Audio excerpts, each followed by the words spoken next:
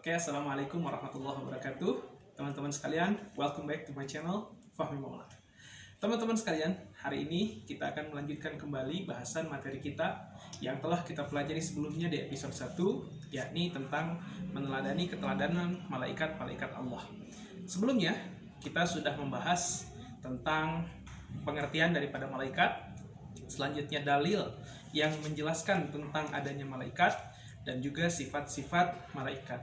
Teman-teman sekalian, kita perlu tahu bahwa malaikat adalah salah satu makhluk ciptaan Allah Subhanahu wa taala. Sama seperti halnya kita manusia, sama seperti halnya tumbuhan dan lain sebagainya. Malaikat juga sama, merupakan ciptaan Allah Subhanahu wa taala. Pada pertemuan kali ini, khusus kita akan membahas tentang yang pertama, yaitu nama-nama malaikat, kemudian tugas-tugas malaikat, dan perilaku atau sikap teladan kita yang bisa kita tiru dari bagaimana caranya meneladani malaikat-malaikat Allah.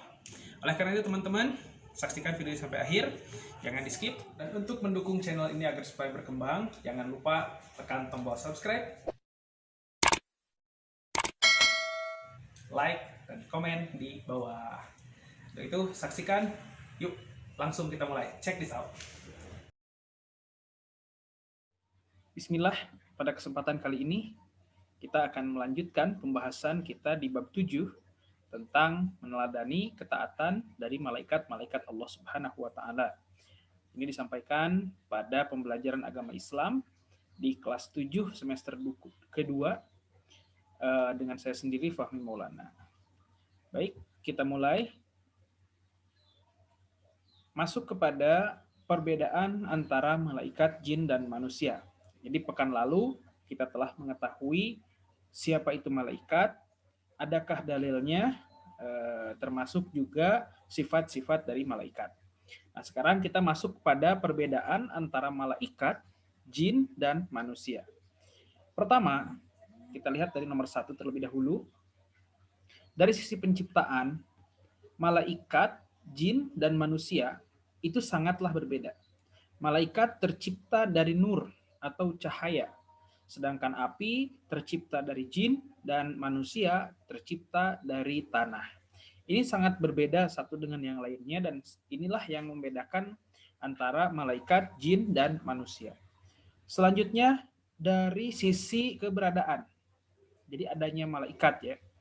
Dari sisi keberadaan, malaikat ini termasuk ke dalam makhluk gaib, atau makhluk gaib itu di pekan lalu juga sudah kita jelaskan, yaitu makhluk yang tidak dapat dirasakan, tidak dapat dilihat oleh panca indera kita. Selanjutnya jin. Jin juga termasuk ke dalam makhluk yang gaib. Sementara manusia itu makhluk yang terlihat atau kasat mata. Dari sisi ketaatan, malaikat tentunya sangat patuh dan taat kepada Allah Subhanahu wa taala.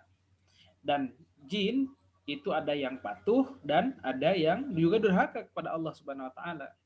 Serta manusia juga sama, ada yang patuh dan ada yang durhaka. Jadi bedanya kalau malaikat itu dia senantiasa patuh kepada Allah Subhanahu wa taala dan tidak pernah membangkangnya. Jadi dia diperintahkan itu maka langsung dia kerjakan hari itu juga. Lain halnya dengan jin, ada yang taat kepada Allah dan ada juga yang tidak. Seperti halnya manusia. Manusia juga sama. Ada yang taat kepada Allah, ada juga yang tidak. Nah, maka dari itulah ini yang membedakan antara malaikat, jin, dan manusia. Kemudian aspek dari sisi makan dan minum. Jelas kalau malaikat itu tidak makan dan juga tidak minum.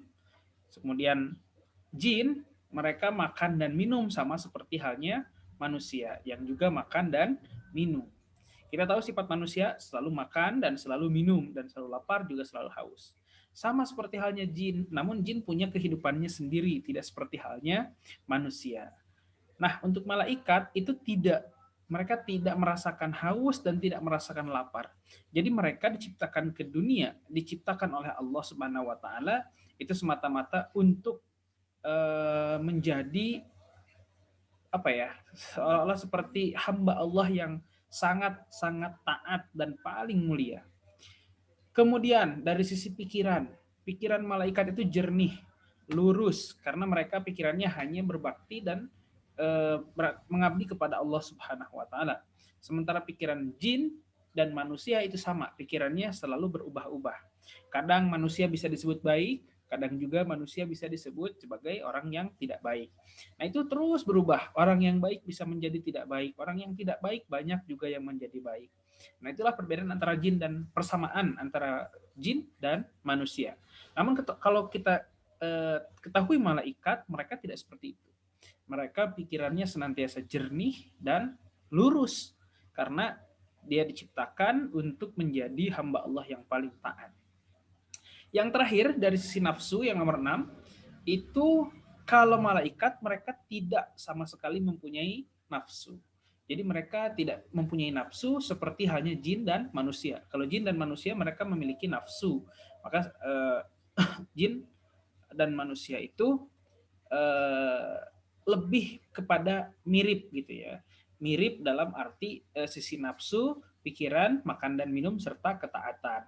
Namun malaikat mereka sangat-sangat makhluk yang patuh pada Allah Subhanahu wa taala.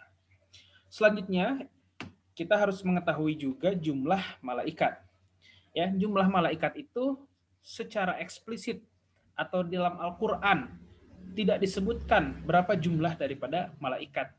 Hanya saja penjelasan dalam beberapa hadis riwayat, misalkan ditemukan dalam hadis riwayat Imam Bukhari dan Muslim dari Anas bin Malik radhiyallahu anhuma bahwa pada saat Nabi Muhammad SAW melakukan Isra dan Mi'raj bertemu dengan Nabi Ibrahim alaihissalam yang sedang bersandar di Baitul Ma'mur. Nah, di sana terdapat 70.000 malaikat. Ini menandakan bahwa malaikat itu jumlahnya banyak sekali. Namun Al-Quran dan beberapa hadis hanya menyebutkan 10 nama malaikat. Dan 10 nama malaikat inilah yang tentunya wajib kita imani begitu. Hadis riwayat tersebut menandakan bahwa jumlah malaikat itu banyak ya, yang tadi riwayatnya Bukhari dan Muslim. Namun dalam Al-Quran dan hadis ditemukan hanya 10 malaikat saja. Nah, 10 malaikat itu siapa saja? Kita juga perlu tahu. Adapun 10 malaikat, namanya adalah, kita juga sudah sama tahu. Yang pertama adalah malaikat Jibril, yang kedua malaikat Mikail, yang ketiga malaikat Israfil, kemudian Israel, malaikat Munkar, malaikat Nakir, malaikat Raqib, malaikat Atid, malaikat Malik, dan terakhir malaikat Ridwan. Nah, malaikat selain dia diciptakan, dia juga punya tugas khusus yang Allah berikan kepada satu malaikat dan satu yang lainnya. Dan satu malaikat itu memegang tugas yang berbeda antara yang lainnya, kecuali ada malaikat yang memang mengemban tugas itu. Nah, kita perlu tahu dulu nih. Yang pertama, Jibril. Malaikat Jibril, dia diberi tugas oleh Allah Subhanahu wa taala untuk menyampaikan wahyu kepada nabi dan rasul.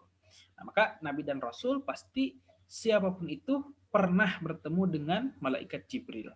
Nah, malaikat Jibril juga memiliki nama lain. Nama lain dari malaikat Jibril adalah Ruhul Kudus atau roh yang suci. Nah, tugasnya adalah menyampaikan wahyu kepada setiap nabi dan rasul yang diutus oleh Allah Subhanahu wa taala. Nah, sebagai perantara penyampai wahyu dari Allah kepada rasul melalui perantara malaikat Jibril. Nah, malaikat Jibril juga pernah menyerupai seorang sahabat Nabi, Dihyah Al-Kipti. Dia pernah mendatangi Rasulullah SAW menjelma sebagai manusia. Nah, ini yang unik ya. Nah, jadi dari penjelasan itu kita tahu bahwa tugas daripada malaikat Jibril adalah menyampaikan wahyu. Termasuk tadi ketika malaikat Jibril menyamar menjadi Dihyah Al-Kipti, salah seorang sahabat Rasul Nabi Muhammad SAW, dia mengetes atau yang ngetes hafalannya Nabi lah, kira-kira begitu ya. Apakah Nabi menghafalnya atau tidak dan seterusnya. Yang kedua, malaikat Mikail. Malaikat Mikail ini tugasnya adalah mengatur kesejahteraan makhluk, seperti halnya mengatur awan, menurunkan hujan, melepaskan angin, mengatur rezeki dan lain sebagainya. Nah, jadi perantara kita dengan Allah itu selalu disampaikan oleh malaikat Mikail. Hari ini misalkan kita mendapatkan rezeki berupa mendapatkan makanan. Nah, itu semata-mata dari Allah Subhanahu wa taala dan perantaranya adalah malaikat Mikail. Hujan yang turun itu juga oleh malaikat Mikail diatur. Jadi kira-kira itu. Yang ketiga, malaikat Israfil. Tugasnya adalah meniup sangkakala saat dimulainya hari kiamat sampai hari dibangkitkan. Kita tidak bisa dipungkiri bahwa setiap makhluk, baik itu manusia, hewan, tumbuhan, dan semuanya yang ada di muka bumi ini akan merasakan yang namanya mati. Dan tentu salah satu tanda bahwa alam ini akan berakhir atau kita sebut saja kiamat, maka akan terdengar bunyi tiupan sangkakala yang ditiupkan oleh malaikat Israfil. Dalam sebuah riwayat, sangkakala itu bukan berbentuk seperti trompet, melainkan seperti tanduk yang besar dan malaikat Israfil meniupkannya, sehingga terdengarlah seluruh alam jagat raya pertanda bumi akan hancur dan telah berakhir masanya, kira-kira begitu. Yang berikutnya adalah malaikat Israel. Tugasnya adalah mencabut nyawa seluruh makhluk hidup, baik jin, iblis, manusia, hewan, tumbuhan, dan semuanya bila sudah ada pada waktunya. Jadi kematian itu bisa saja karena apapun, bisa karena sakit, bisa karena kecelakaan, dan lain sebagainya. Namun satu hal, itu adalah tugas dari malaikat Israel. Yang berikutnya adalah malaikat Munkar. Nah, malaikat Munkar dan Nakir ini tugasnya adalah menanyai orang-orang yang sudah meninggal dan berada dalam kubur. Jadi orang yang meninggal ketika dia masuk liang lahat, dia ditinggalkan oleh keluarga yang berziarah dan seterusnya. Selanjutnya malaikat Munkar dan Nakir datang kepada jenazah itu, kepada mayat itu, dan dia dibangunkan sekaligus ditanya. Nah, jadi malaikat Munkar dan Nakir itu memiliki satu tugas yang sama, yaitu sama-sama menanyai orang di dalam kubur. Selanjutnya, malaikat Raqib dan Atid itu juga sama, tugasnya mencatat, tapi mereka tetap berpisah. Malaikat Raqib itu tugasnya adalah mencatat semua pekerjaan dan amalan baik setiap manusia, dimulai dari akil balik. Akil balik itu dimulai atau ditandai dengan seorang laki-laki telah memasuki masa remaja. Ya, ditandai dengan mimpi basah. Kalau yang perempuan, dia ditandai dengan menstruasi atau haid. Nah, jadi malaikat Raqib dan Atid ini memiliki satu pekerjaan yang sama-sama mencatat. Bedanya malaikat Raqib itu mencatat amalan yang baik, malaikat Atid itu mencatat amalan yang buruk yang dilakukan oleh setiap manusia.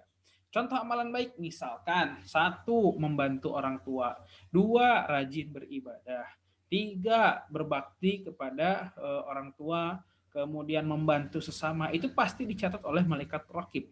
Dan malaikat Atid tugasnya adalah amalan buruk. Contoh misalkan di jalan menebar paku atau hal-hal yang merugikan lainnya, ya. Misalkan seperti mencuri dan lain-lain. Nah, itu termasuk perbuatan yang buruk dan tentunya akan dicatat oleh malaikat Atid. Selanjutnya yang ke-9 yaitu malaikat Malik. Nah, malaikat dan Malik dan Ridwan juga memiliki satu tugas yang sama. Malaikat Malik tugasnya yaitu menjaga dan mengatur siksa atau azab bagi para penghuni neraka. Malaikat Malik itu ya kerjaannya. Jadi malaikat Malik itu menjaga pintu neraka sekaligus mengatur siksaan atau azab bagi setiap penghuni neraka. Ya, penghuni neraka itu siapa? Ya orang-orang yang di dunia mereka tidak beriman, tidak beramal soleh dan lain sebagainya, dia masuk di neraka dan siksanya itu ditentukan oleh Allah dengan perantara malaikat Malik. Selanjutnya, malaikat Ridwan. Nah, ini sama tugasnya menjaga. Tapi bedanya seperti Raqib dan Atid tadi, kalau malaikat Malik dan Ridwan ini menjaga pintu neraka dan malaikat Ridwan tugasnya menjaga pintu surga. Menjaga pintu surga dan memberikan atau mengatur kesejahteraan bagi seluruh penghuninya. Nah, itulah kira-kira nama dan tugas malaikat. Jadi malaikat yang wajib diimani jumlahnya ada 10, tapi jumlahnya semuanya ada sangat banyak. Tidak diketahui gitu ya. Dan Allah hanya menyebutkan sebanyak 10 nama malaikat dalam Al-Quran dengan fungsi dan tugasnya masing-masing. Selanjutnya, hikmah beriman kepada malaikat. Hikmah itu pelajaran yang bisa kita ambil, sesuatu hal yang menjadikan kita mawas diri dan seterusnya. Nah, jadi hikmah beriman kepada malaikat antara lain yang pertama yaitu memberikan motivasi untuk selalu taat dan bertakwa kepada Allah Subhanahu wa taala seperti ketaatan para malaikat. Nah, malaikat itu makhluk yang paling taat ya di muka bumi ini. Nah, otomatis kita juga termotivasi gitu ya untuk selalu taat kepada Allah seperti halnya malaikat. Yang kedua, malaikat mengawasi perkataan dan perbuatan kita ya. Karena mau tidak mau malaikat pasti ada di sekeliling kita ya. Kalian yang sedang belajar, pasti sekarang di samping kanan dan kiri kalian itu ada malaikat yang tidak terlihat. Nah, yang ketiga yaitu memberikan rasa optimis untuk selalu berusaha karena Allah Subhanahu wa taala akan memberikan ilmu melalui malaikat Jibril dan memberikan rezeki melalui malaikat Mikail. Yang keempat yaitu memotivasi kita untuk selalu beramal saleh karena bekal itulah yang kita bawa kelak ketika kita meninggal dunia untuk menghadapi pengadilan Allah Subhanahu wa taala.